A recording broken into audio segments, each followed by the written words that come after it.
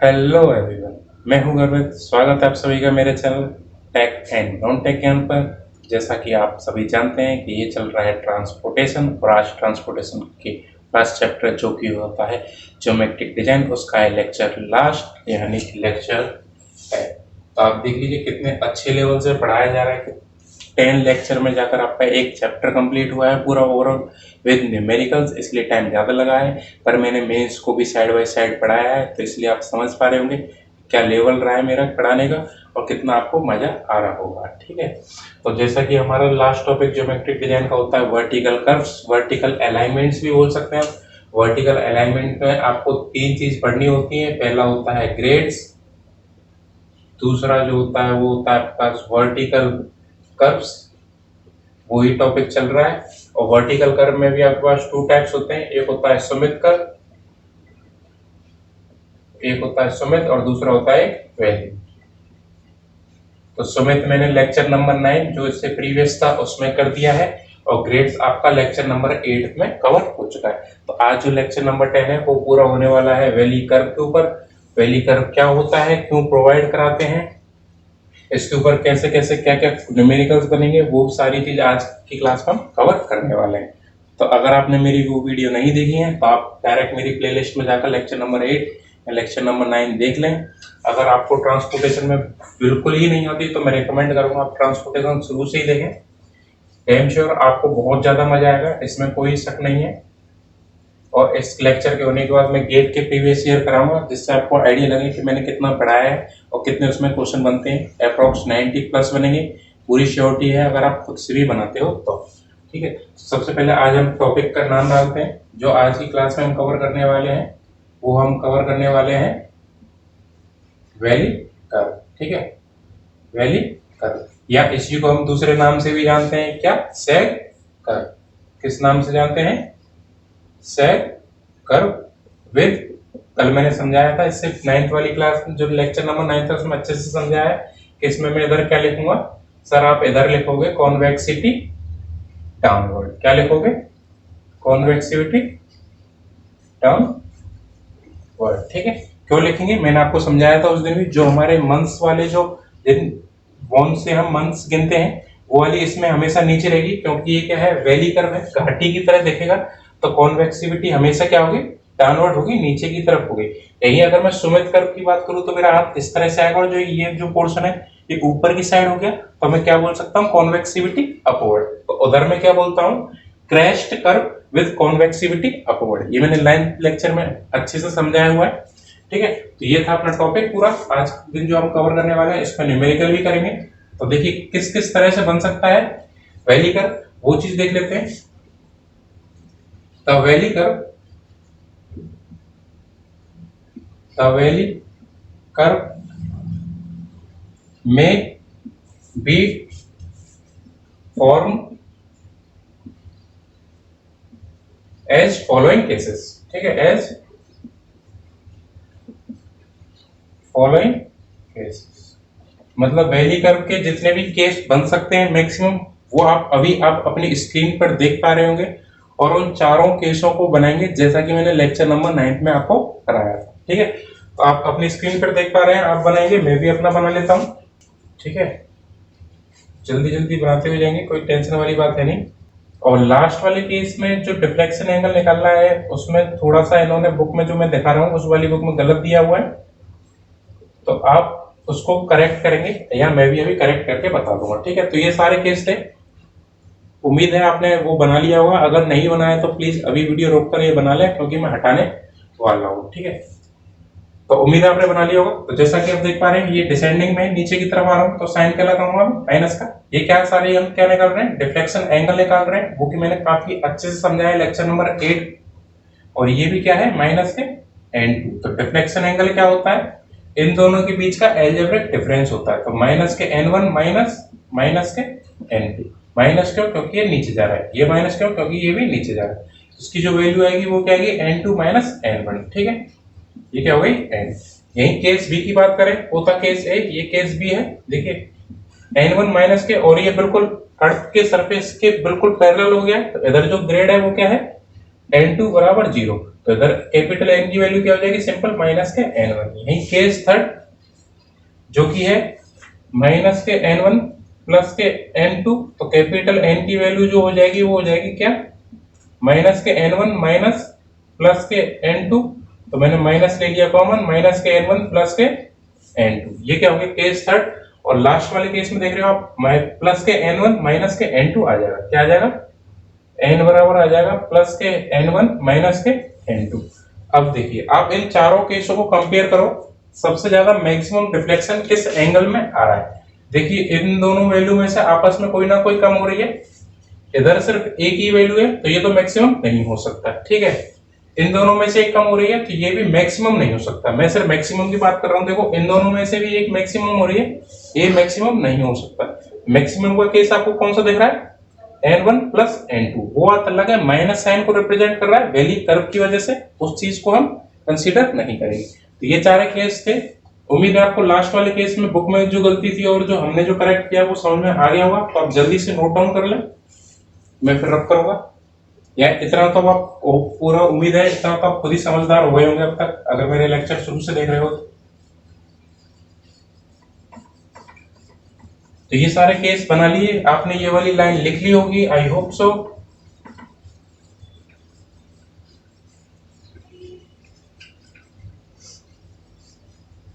तो आपको थोड़ा सा और लिखना है, जैसे कि हमने 9th क्लास में भी लिखा था, as clearly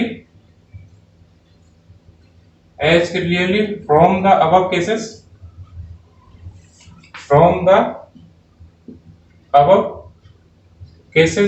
the maximum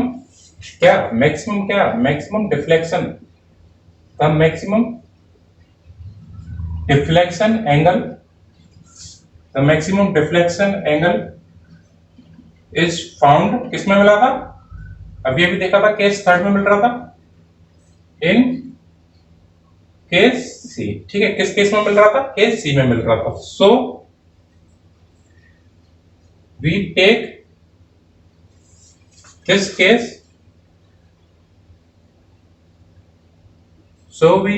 case for all designing purpose, मतलब जो भी डिजाइनिंग में हम जो कर्व यूज करेंगे वो कौन सा केस यूज करने वाले हैं, केस थर्ड वाला, ठीक है।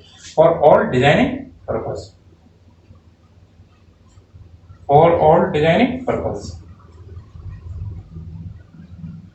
तो आप ये जल्दी से नोट डाउन करेंगे। इसलिए मैंने वो सारे फिगर आपको बनाकर और इधर एंगल निकाल कर बताया था कि हम कैसे कैसे क्या क्या यूज करने वाले हैं।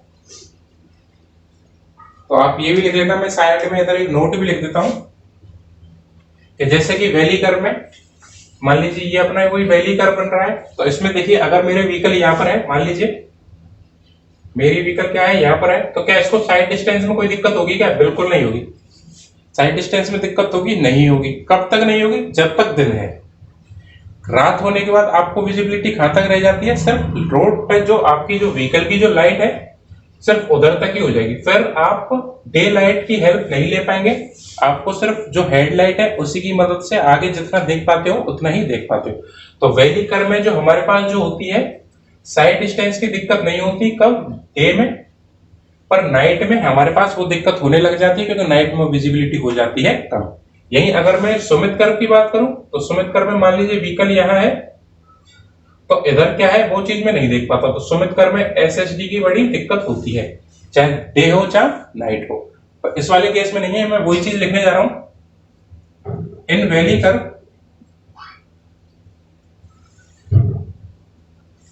Curve the problem of side distance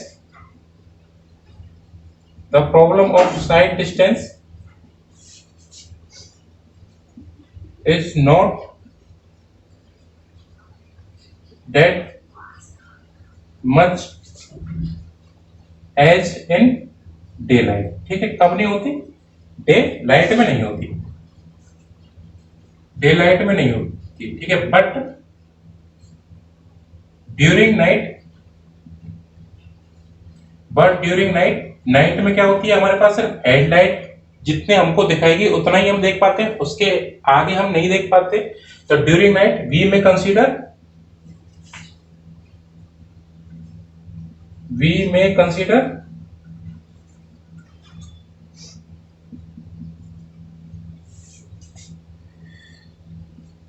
H S T, क्या कंसीडर करेंगे? हेडलाइट साइड डिस्टेंस हम क्या करेंगे? कंसीडर करेंगे। ठीक है, बस यही चीज थी जो समझाने का था इसमें, कि हमें जो वैली कर्व होता है उसमें एसएसडी की टेंशन नहीं होती कब दिन में, पर रात में हमें एचएसडी के अकॉर्डिंग उसकी लेंथ वगैरह डिजाइनिंग करनी पड़ेगी। ठीक है, तो यही सब चीज थी, मैं बोर्ड से हट चुका हूं, आप जल्दी से नोट डाउन करेंगे वीडियो रोककर। तो उम्मीद है आपने वीडियो रोककर सब चीज नोट डाउन कर लिया होगा। चलिए आगे बढ़ते हैं without wasting any time.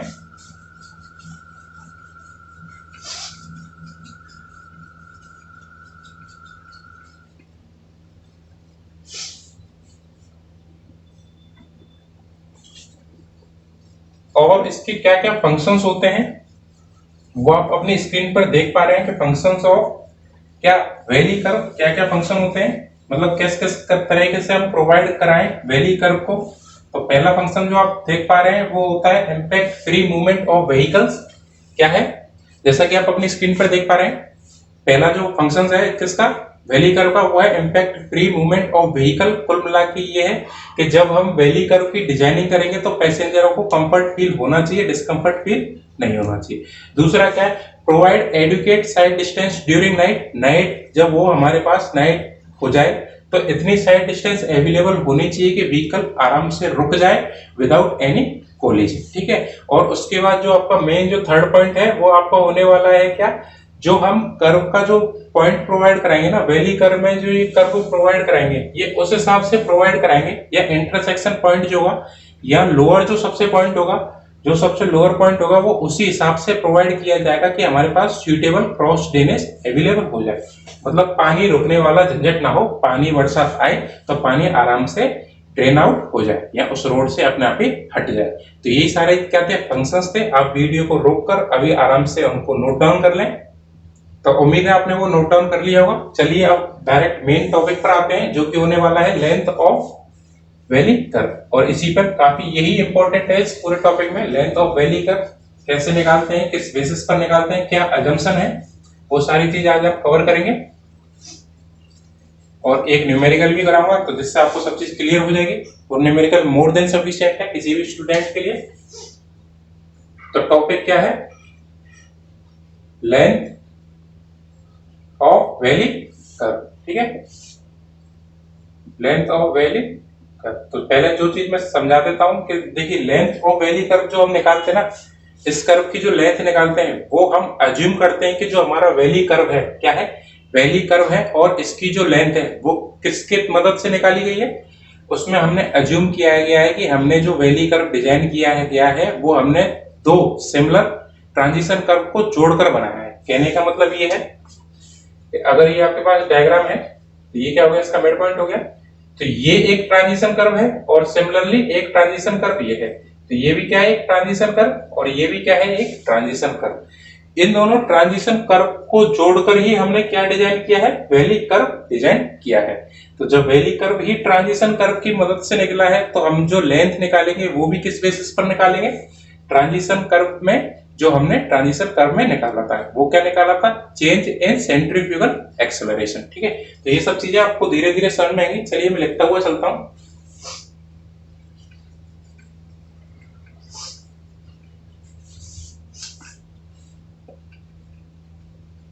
In designing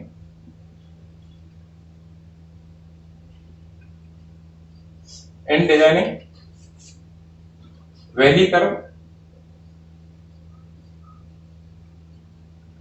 and its length,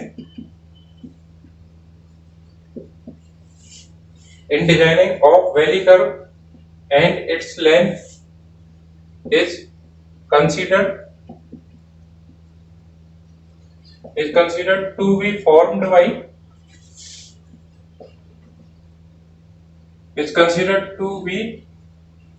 by using two similar transition curve. इसकी मदद से बना गया है टू सिमिलर ट्रांजिशन कर्व। अभी मैंने समझाया था फिगर के थ्रू कि जो हमने वैली कर्व बनाया है या उसकी जो लेंथ मानेंगे वो किसकी मदद से मानेंगे, ट्रांजिशन कर्व की मानेंगे। और हमने कितने ट्रांजिशन कर्व यूज करे हैं, 2 ट्रांजिशन कर्व यूज करे हैं। तो जैसा कि आप अभी जो मैंने समझाया था वो चीज मैंने आपको यहाँ समझा भी दी है, ठीक है। तो अगर हमने जब ट्रांजिशन कर्व माना है तो हमारी डिजाइनिंग किस बेसिस पर होगी वो चीज समझ लेते हैं। ऑन द बेसिस ऑफ, अगर हमने ट्रांजिशन कर्व माना है तो लेंथ का जो कंसीडरेशन होगा वो किस बेसिस पे होगा, on the basis of the rate of change of centrifugal acceleration.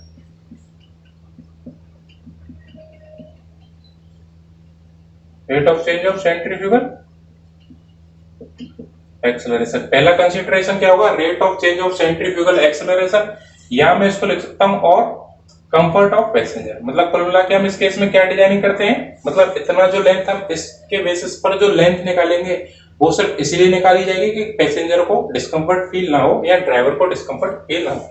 और कंफर्ट ऑफ पैसेंजर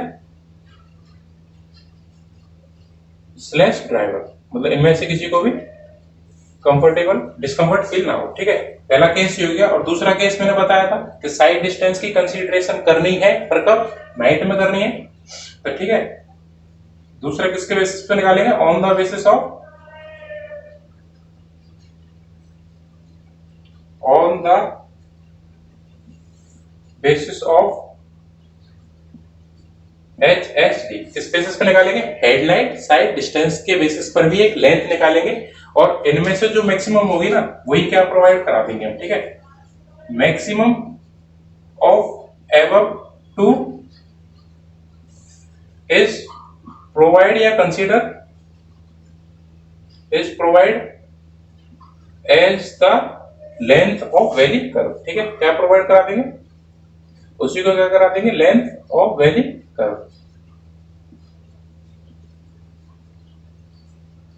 और जो जर्नली जो मैंने अभी तक एक्सपीरियंस किया है वो हमेशा क्या मैक्सिमम आएगा, HST वाला जो केस है वो ही मैक्सिमम आएगा।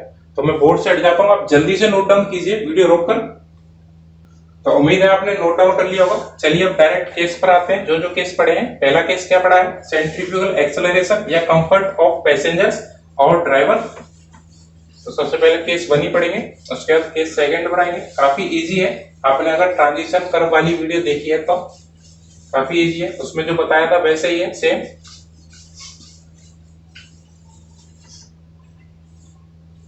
तो सबसे पहले केस ए, जिसको मैं डाल देता हूं कैपिटल ए से, किस बेसिस पर, सेंट्रीफ्यूगल एक्सेलरेशन वाला केस, ठीक है। सेंट्रीफ्यूगल एक्सेलरेशन, या मैं इसी को क्या बोल सकता हूं, कंफर्ट बेसिस, ठीक है। क्या बोल सकता हूं, कंफर्ट बेसिस पर। तो जैसा कि जानते हैं, एज वी नो दैट, कैसे जानते हैं, हमने ट्रांजिशन कर्व में पढ़ा हुआ है, एज वी नो दैट कि लेंथ ऑफ जो ट्रांजिशन कर्व होती है वो क्या होती है, v cube divided by C R. C क्या होता है, सेंट्रीफ्यूगल रेशो, जिसकी जो वैल्यू होती है 0.5 मिनिमम होती है और मैक्सिमम कहां तक ले जा सकते हैं, 0.8 तक। ये मैंने काफी अच्छे से, जब मैंने ट्रांजिशन कर्व का लेक्चर बनाया था तो उधर समझाया है। अगर आपने वो मेरी वीडियो नहीं देखी है तो आप उस वीडियो को जरूर देख लें। तो ये तो हो गया लेंथ ऑफ ट्रांजिशन कर्व। साथ में आप इसके नीचे अब एक फिगर बनाएंगे जो आपको आपकी स्क्रीन पर दिख रहा होगा, ठीक है। तो आप उस फिगर को बनाएंगे जल्दी से। मैं भी फिगर को बना लेता हूं, किधर बनाऊं, इधर बना लेता हूं।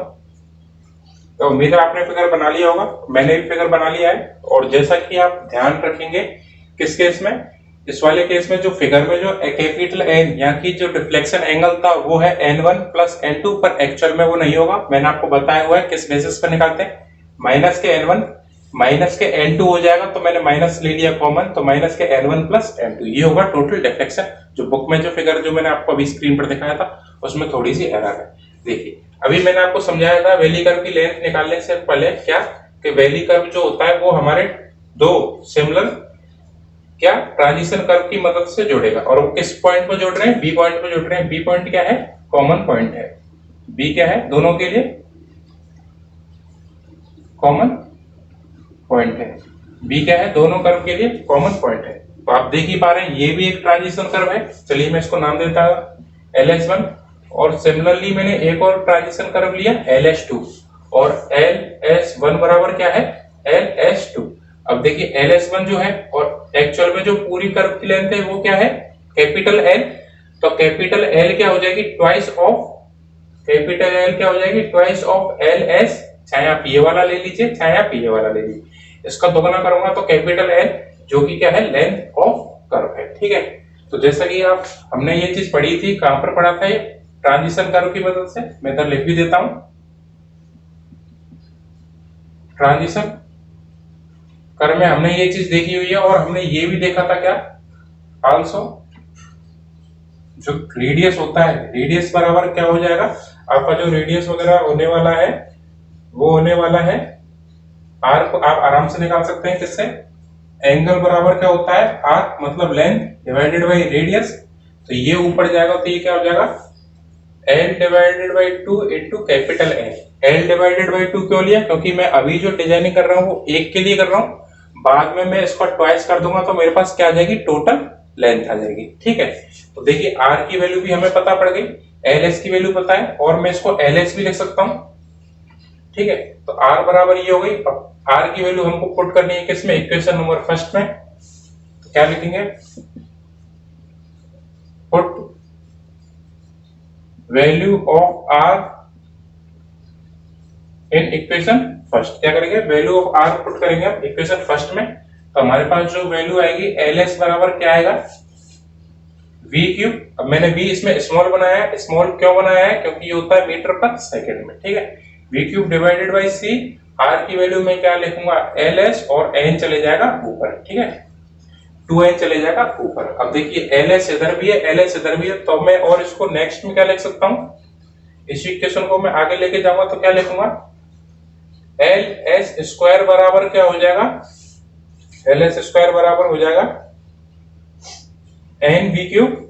क्या हो जाएगा NV cube divided by C। ठीक है, ये हो जाएगा NV cube divided by C। अगर मैं इधर LS के रेस्पेक्ट में रखूंगा तो इधर N नहीं 2 नहीं आएगा। ठीक है, क्योंकि ये था, इधर मैं समझा देता हूं L/2 ही क्या है LS है। तो देखिए इधर मैंने क्या रखा था सबसे पहले R की वैल्यू जो मैंने आपको बताई थी वो बताई थी L/2N और मैंने L/2 को क्या लिख दिया LS/N। ठीक है, तो इधर भी क्या लिख दिया LS/N। 2 नहीं आएगा, ऐसी इधर भी 2 नहीं आएगा और ये क्या हो गई अपनी एक LS स्क्वायर की इक्वेशन हो गई। ठीक है, पर हमको जो वैल्यू निकालनी है वो किसकी निकालनी है LS की निकालनी है। तो LS बराबर क्या हो जाएगा फिर NV cube divided by C की पावर 1/2। तो ये क्या हो जाएगा अपना फाइनली एक रिजल्ट। LS की वैल्यू क्या आ गई NV cube divided by C की पावर 1/2 या अंडर रूट में आप इसको बोल सकते हो। ठीक है, अब देखिए पर हमको क्या निकालनी थी लेंथ ऑफ कर्व निकालना था। हमको क्या निकालना है लेंथ ऑफ कर्व निकालना है। कौन सा कर्व वैली कर्व, मैं इधर ब्रैकेट में लिख भी देता हूं वैली कर्व जो कि क्या है ट्वाइस है किसका लेंथ ऑफ ट्रांजिशन कर्व का। लेंथ ऑफ ट्रांजिशन कर्व की वैल्यू हमने इधर निकाल ली है NV cube divided by C की पावर 1/2। तो इधर ये क्या हो जाएगा 2 ब्रैकेट में NV cube divided by C की पावर 1/2। ठीक है, ये अलग है और इसमें मेरे को 2 का मल्टीप्लाई और करना है, वही क्या हो गया अपना लेंथ ऑफ ट्रांजिशन वो लेंथ ऑफ वैली कर्व। तो ये क्या हो गया फर्स्ट पॉइंट हो गया। मतलब आपको ये भी निकालना है और जो हम सेकंड केस अभी पढ़ेंगे वो भी निकालना है और उसमें से फिर जो मैक्सिमम आएगी उसको हम क्या एज्यूम कर लेंगे लेंथ ऑफ वैली कर्व। क्या एज्यूम कर लेंगे लेंथ ऑफ वैली कर्व। ये टॉपिक था, ये अभी आज खत्म करेंगे फर्स्ट चैप्टर को पूरा अच्छे से। तो उम्मीद है आपने ये रोक कर बना लिया होगा। मेरे को ऐसा लग रहा है शायद आप R में थोड़ा सा कंफ्यूज हो गए, मैं उसको एक बार अगेन रिपीट करने की सोच रहा हूँ। ठीक है, चलिए मैं इधर से लिख देता हूँ। ये तो क्लियर होगा एंगल बराबर क्या होता है R मतलब कर्व की लेंथ अपॉन रेडियस। ठीक है, अभी मैं कौन सा ट्रायंगल एज्यूम कर रहा हूँ AOB। कौन सा ट्रायंगल एज्यूम कर रहा हूँ AOB। तो इधर से मैं R की वैल्यू निकालूंगा तो क्या हो जाएगी L/2N। L/2 क्यों? L/2 इसकी लेंथ थी और एंगल कितना बना रहा है n। पर ये देखिए L/2 भी इक्वल लेंथ है, किसके बराबर है? LS के। देखिए आप फिगर में देख पा रहे होंगे L/2 और LS दोनों सेम, तो मैं इसको और क्या लिख सकता हूँ? LS divided by n। बाकी आप सब समझदार हैं, इधर वैल्यू क्या रखनी है? LS, n का चले जाएगा ऊपर। तो ये सब चीज सॉल्व करिए, अब आपको आराम से क्लियर हो। अब गलतियां हो जाती है थोड़ी, इससे ये पता पड़ती है कि मैं रट के नहीं है, समझ गया था। ठीक है, तो चलिए नेक्स्ट केस पर चलते हैं। उम्मीद है आपने नोट डाउन कर लिया। काफी आसान था। v को आपको मीटर पर सेकंड में रखना है, कुछ भी नहीं है। N V cube divided by C के करेंगे सबसे पहले अंडर रूट, उसका कर देंगे ट्वाइस, तो वो क्या हो जाएगा अपना लेंथ ऑफ वैली कर्व। किसके बेसिस पर हो जाएगा? सेंट्रीफ्यूगल एक्सेलरेशन के बेसिस पर। यहां मैं इसको बोलूं तो कंफर्ट क्राइटेरिया के ऊपर हो जाएगा। ठीक है, और इसी के साथ हम सेकंड केस की तरफ चलते हैं, जो कि होने वाला है क्या? ऑन द बेसिस ऑफ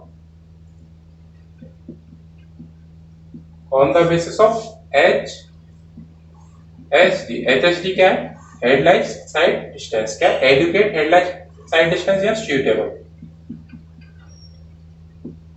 मतलब इतनी हमको प्रोवाइड करानी है। कब करानी है? हेडलाइट की बाइट चल रही है, तो कब की बात हो रही है? नाइट की, मतलब रात की बात हो रही है। ठीक है, नाइट के केस की बात चल रही है। ठीक है, तो जैसा कि आप जानते हैं, सबसे पहले इसके लिए मेरे को आपको एक फिगर बनाना पड़ेगा, और आप भी अपने बोर्ड पर एक फिगर देख रहे होंगे, तो उसको बनाते हैं जल्दी से। और इसमें आपको दो केस मिलने वाले हैं सेम। L की वैल्यू ग्रेटर हो HHD से, या आप सिंपल S से बोल दो, और L की वैल्यू लेस देन हो किससे? वही S से, और इधर S क्या हो जाएगा अपना? हेडलाइट साइड डिस्टेंस हो जाएगी। ठीक है, तो चलिए मैं इसके पहला वाला फिगर बनाता हूं, जो कि फिगर है ये। आप बुक का फिगर बना रहे होंगे।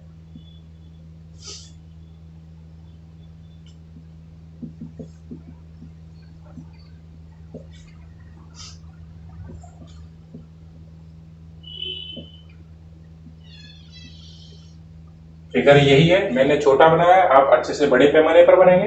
सब चीज आपके सामने है। तो देखिए ये वही पैरा वाला फिगर वाला कर्व की इक्वेशन बन रही है। तो एज बी नोटेड,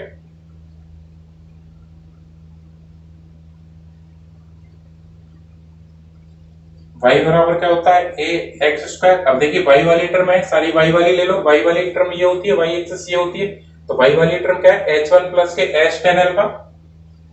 क्या हो जाएगा? h1 प्लस के h tan alpha.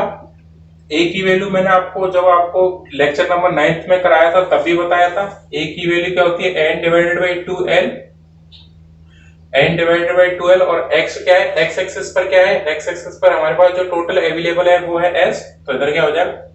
s square. तो ये हमारे पास एक इक्वेशन बनी फर्स्ट, और हम इधर एक नोट डाल के लिखेंगे h पर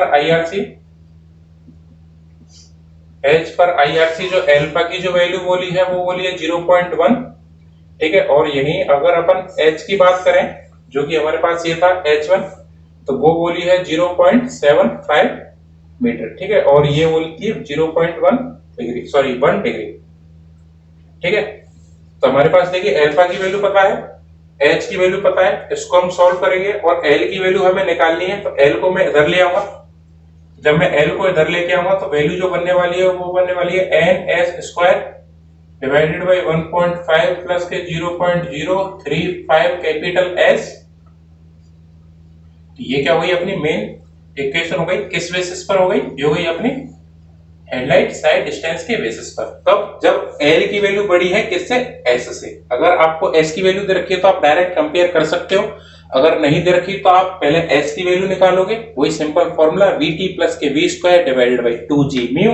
अगर डाटा गिवन है तो ठीक, नहीं तो आप अज्यूम कर सकते हो सब चीज। इससे एक ये वाला केस निकालोगे। यही अगर मैं सेकंड केस की बात करूं, सेकंड केस में भी फिगर है, फिर उसी की फिगर की मदद से, फिगर क्या है यहाँ पर है, थोड़ा अज्यूम है, तो फिगर आप चलिए आप देख ही लीजिए स्क्रीन पर, और बनाना चाहे तो बना लेना। मैंने आपको डायरेक्ट ट्रिक बता रखी है याद करने की, कि आपको फर्स्ट केस याद होना चाहिए, आप सेकंड केस डायरेक्ट निकाल सकते हैं।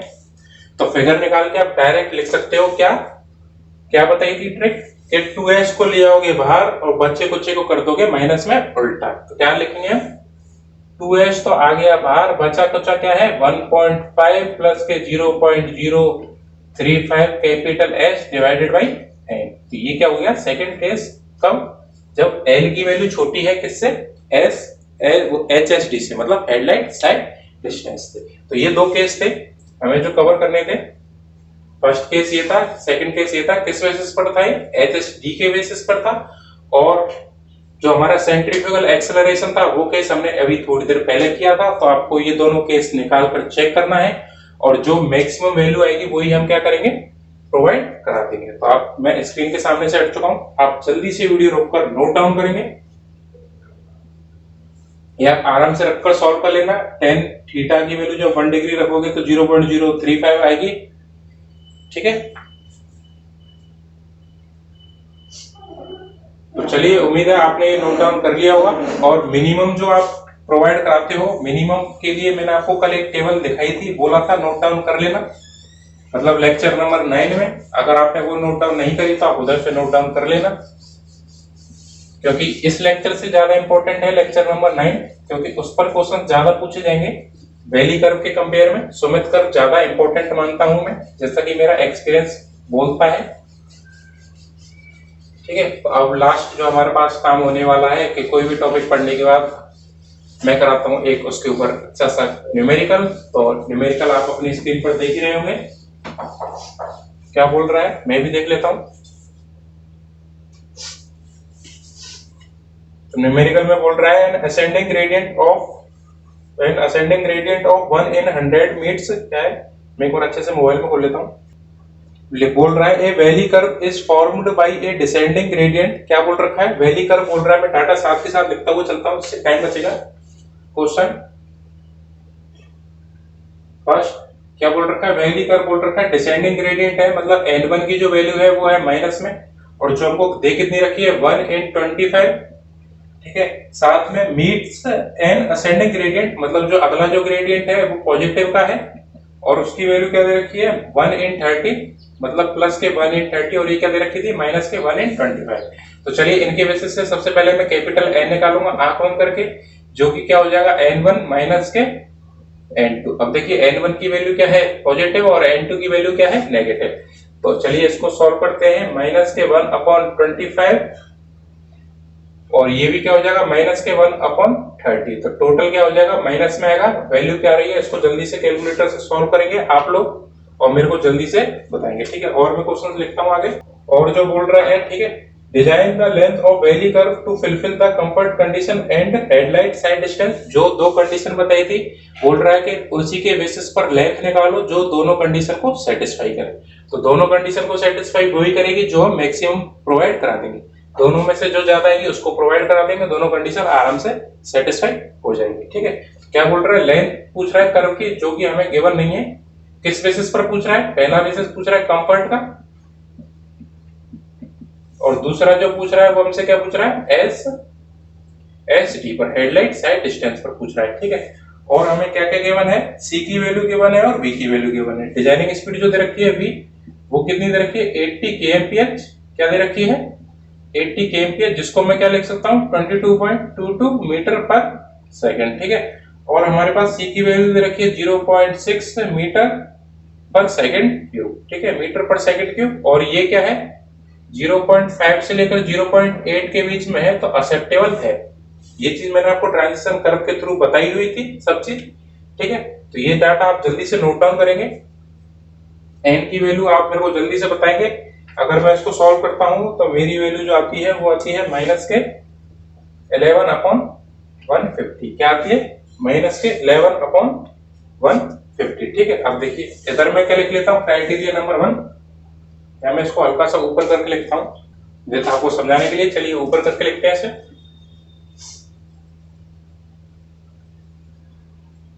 मैं इधर लिख लेता हूँ। एल की वैल्यू निकालनी है, बी की वैल्यू जो हमको गिवन है वो है 22.22 मीटर पर सेकेंड, यही सी की वैल्यू क्या थी 0.6 थी, ठीक है। तो एस बी नोटेड, सबसे पहले वही लिख लेते हैं क्या कंफर्ट क्राइटेरिया।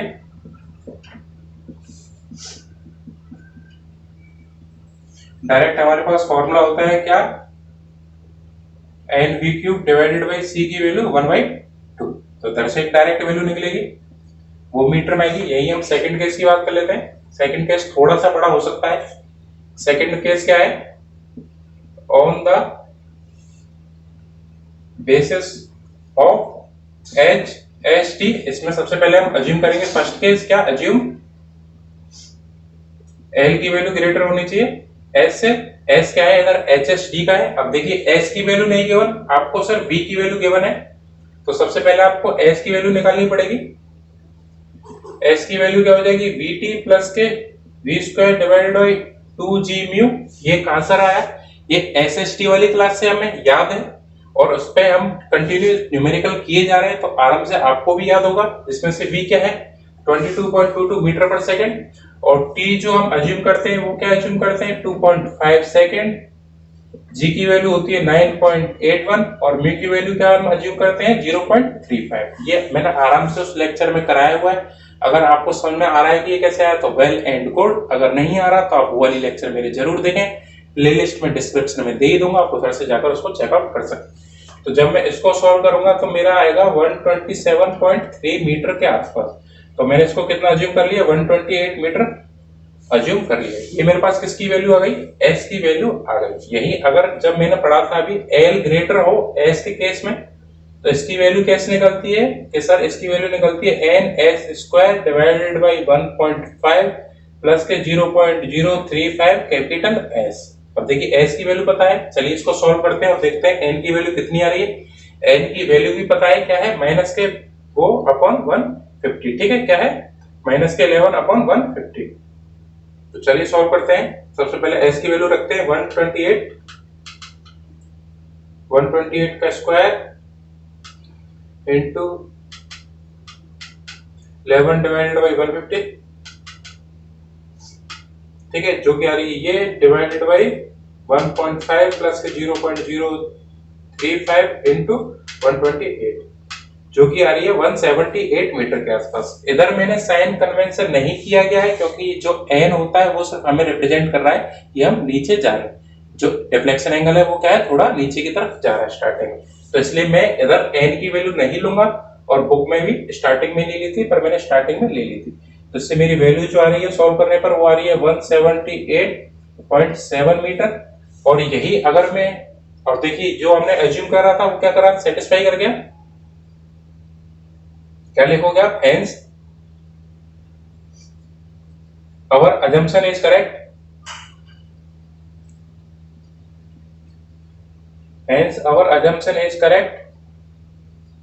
क्या एल की वैल्यू क्या हो जाएगी 178.7, या मैं इसको क्या लिख सकता हूं 179 मीटर, क्या लिख सकता हूं 179 मीटर भी इसको लिख सकता हूं, ठीक है। अब देखिए अब हम कंपेयर करेंगे, हमने ये वाली वैल्यू नहीं निकाली, इसको भी निकाल लेते हैं। 22.22 का cube into 11 divided by 150 divided by C की वैल्यू कितनी है 0.6 का अंडर रूट इंटू 2, जो कि आ रही है 73.23, कितनी आ रही है 73.23। अब देखिए दोनों में से मैक्सिमम, मैंने आपको पहले ही बताया था कि हमेशा सेकंड केस ही मैक्सिमम जाएगा। मेरे अभी तक जितने भी क्वेश्चंस लगाए तो ये क्या हो गई मैक्सिमम। तो आप फाइनली रिजल्ट क्या लिखोगे, हेंस क्या लिखोगे, hence we need to provide a length of valley curve, hence we need to provide length of valley curve। कितना प्रोवाइड कराओगे 178 179 है, आप 200 कर दो कोई दिक्कत नहीं है, जैसा आपको ठीक लगे आप वैसा प्रोवाइड करा सकते हो। यहाँ एक्चुअल में जो आ रही है उसी में प्लस माइनस प्लस करके थोड़ा सा ऊपर करके लिख सकते हो। तो मैंने इधर क्या प्रोवाइड करा दिया 200 मीटर करा दिया, कभी एक्सीडेंट का रिस्क रहेगा ही नहीं। तो ये क्या हो जाएगा इसका आंसर। तो मैं हट जाता हूं, आप आराम से देखकर लिख लीजिएगा, काफी इजी है वैसे देखा जाए तो। उम्मीद है आपने नोट डाउन कर लिया होगा और आपको काफी मजा आया होगा मेरे साथ पढ़ने में। और अगर आपको मेरे साथ पढ़ने में काफी मजा आ रहा है, आपके क्वेश्चंस बन रहे हैं, तो प्लीज वीडियो को लाइक करें और शेयर करें। इंडिया को एजुकेशन फ्री बनाना मेरा ड्रीम है और मैं सारे सब्जेक्ट सिविल के कवर करने वाला हूँ जल्दी से जल्दी। तो आप चैनल को सब्सक्राइब, शेयर और कमेंट जरूर करें। आपको कोई भी क्वायरी हो, कोई भी डाउट हो, तो मैं आपको अपना टेलीग्राम नंबर लीव कर देता हूँ इधर।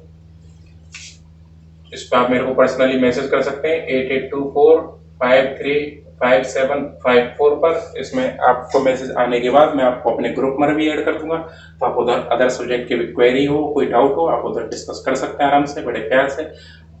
और वीडियो को यहीं करते हैं समाप्त। हमारा हो चुका है चैप्टर 1 कंप्लीट। आप किसी के लिए भी क्वेश्चन बना सकते हैं, ईएस, गेट, आपको जो मन करे आप उसके क्वेश्चन बनाइए। गेट के सारे क्वेश्चन मैं खुद बोर्ड पर सॉल्व कराऊंगा, क्योंकि गेट में आते हैं न्यूमेरिकल, और न्यूमेरिकल मेरा फेवरेट पार्ट है। तो इस वीडियो को यहीं रखते हैं। Thank you.